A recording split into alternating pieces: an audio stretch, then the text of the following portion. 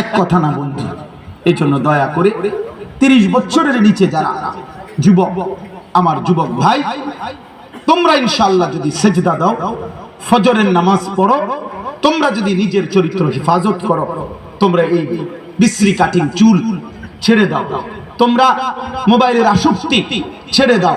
এই চুল ইহুদিদের চুল, বিভিন্ন বিচিত্র কাটিং এর যে চুল, খোদার কসম এগুলো ইসরায়েলের ইহুদিদের প্রোডাক্ট। এই চুল মুমিনের না। আমি বন্ধু হাত জোর করে বলি, তুমি এই চুল রাখা ছেড়ে দাও, স্বাভাবিক চুল রাখো, সেজদা দাও, কষ্ট করে মোবাইলে অ্যালার্ম দিয়া হলেও ফজরের নামাজ পড়ো। ইনশাআল্লাহ দেখবা আগামীর ইসলামের পতাকা তোমার হাতে উঠবে ইনশাআল্লাহ।